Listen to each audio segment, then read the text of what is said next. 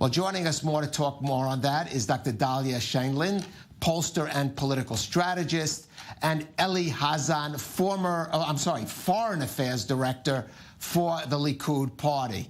And Eli, I just want to start with you with a bit of news that broke really just in the last few minutes. That is Yifat Shasha Biton, her dismissal from the Coronavirus Committee, and then she posted a pretty harsh response to that move as a Facebook post. I want to ask you about that. I can't really remember when the last time that a member of the Likud put up that kind of open defiance certainly against Prime Minister Netanyahu. I mean, what's your reaction to these developments? First of all, for so many years, we've been accused of not being a democracy inside Likud. As you can see, there is an MK criticizing the Prime Minister, who's criticizing the party, who's criticizing the chairman of coalition. Unfortunately, on one hand, they expect from us to handle with coronavirus. On the other hand, they block, like Yifat Shasha Biton, any tool in order to overcome, in order to promote steps against coronavirus.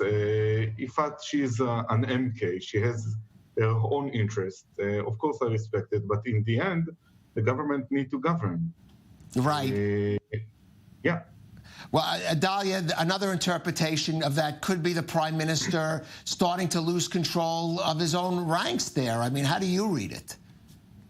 I'm not too concerned about what's going on inside the Likud. I think, there's nobody who reaches Netanyahu's stature within the party, and the whole idea that the party is very democratic because there's some dissent in the ranks. It's an interesting definition of democracy. In other definitions of democracy, criticism from the outside is celebrated as well, and we don't see the Prime Minister exactly embracing the demonstrations going on outside Balfour. In fact, it looks like the Minister of Internal Security is doing everything he can to prevent the demonstrators from continuing to be able to demonstrate. I would call that a little less democratic, and I think that is a deeper sign of Netanyahu's concern.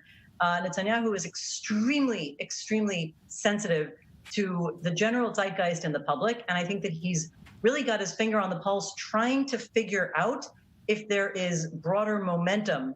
I think he's afraid that those protests, as much as he tries to call them radical left-wing anarchists and all sorts of things, my sense is that he's quite concerned that they will eventually find common cause with many of the other groups protesting in Israeli society and lead to a general, bigger outside public protest, which I think concerns him much more than what's going on inside Likud, where he has sort of unchallenged power. And you referred to the polls. We see exactly why he might be concerned, because there has been some decline. I would not overstate the case about the decline for Likud. It's actually not much lower than it was during the last elections, but certainly lower than the arguably inflated polls of a couple of weeks ago, when maybe he thought that he was on the rise.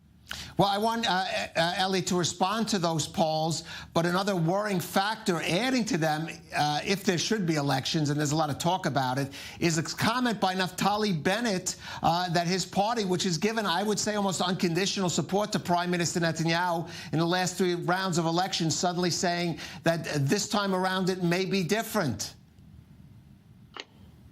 First of all, please do remember what happened after 2014. Bennett used to criticize Netanyahu about Operation Protective Edge in 2014, and nevertheless, right after Netanyahu dissolved the government, Bennett almost immediately declared support of Netanyahu. Don't forget, if Bennett will not support Netanyahu, then the public who used to vote for Bennett will, may leave him in that regard. Besides that, if he will not recommend Netanyahu, we may get the alternative, which is the left wing. Right now, as far as I know, Bennett is not a leftist, he's a rightist. He's trying to get more achievements to himself, and therefore declared as such. Right. I want to get, Dahlia, your view on that, because as if certainly Bennett is on the right, but can he be taken for granted by Prime Minister Netanyahu, or could a scenario be setting up where, like a Victor Lieberman, he's going to move into a sort of anti-Netanyahu camp and try to set the stage for the emergence of some other figure from within the right camp? Well, one might question whether he's not doing that right now. And in response to Eli's point that he would possibly lose his base of support if he doesn't support the right-wing coalition, we don't have to wonder. That's exactly what he did. He's not in the government now, and we see that his polls are doing just fine. In fact, he seems to be gaining. Now, I don't about the polls. They're not speaking about the actual results. And I agree. I was just going to say, I don't necessarily think we should trust those polls right now, because it's very easy to have nice numbers when you're outside the government, criticizing it from the outside. I agree with you on that. However, there is also no indication that he has lost support because of his stance up until this point. So I think that Bennett is one of the few actors on the political scene who is willing to sort of meet Netanyahu's brinksmanship, and you might call them political psyops, in terms of coalition bargaining and statements.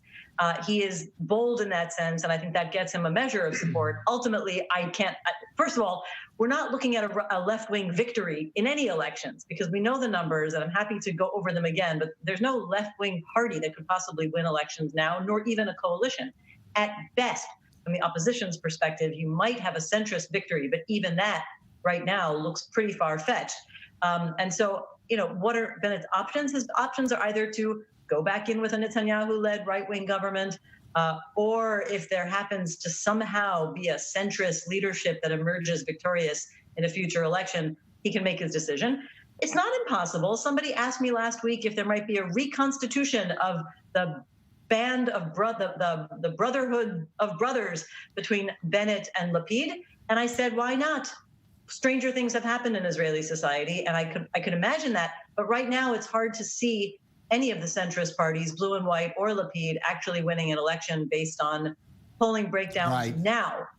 It's more than that. Dahlia, it's more than that. You tend to forget, maybe or not, there is no ideological matching between Bennett and Lapid in the end. If you go into the hardcore issues, when you speak about the LGBT community, for instance, there is no matching. There is a lot of disagreement between them, and therefore I do not believe Bennett will do it. Right now he's part of the opposition. He can threat, he can say a lot of things. He did it in 2014 as part of the opposition from inside the government. And he's trying, he knows that right now it is very effective to criticize Netanyahu. This is why he does it. Well, I don't disagree with that. I would wait for the day when elections in Israel are won and lost on social issues like LGBT, because then the progressive camp will have a natural advantage, and it probably won't be Bennett who's vying for the leadership. That may be a long wait. But Eli, you're framing this, and Dahlia too, as right and left. But really, the debate now, I would say the camps are about the future of Prime Minister Netanyahu. I mean, is there not concern, again, not about the right, but about how firm Netanyahu's hold is on the right? Eli?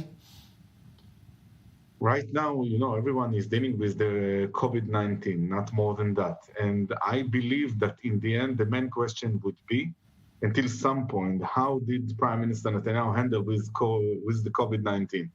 Right now, of course, there are a lot of question marks about it. But in the end, if you look at Netanyahu, if you look at the past, he knows how to deal with it. All right, I want to give, we have about 20 seconds. Just Dahlia, very briefly, one more word. I wish the only thing on Netanyahu's mind was COVID-19. It seems that there are other things on his mind, particularly trying to deal with his trial, which is coming up. And many people think that the only reason he really wants to go into elections now is to somehow speed up the elections, speed up the next government, pass a law that will allow him to defer his trial somehow. I don't know if it can happen, but if that's very much on his mind, in addition to COVID. We'll have to leave possibly it. Distracting I'm sorry, we'll have to leave it at that. Eli Hazan. Okay, another time you'll get to say that. Eli Hazan, Dahlia Scheindler, thanks for joining us. We'll be right back.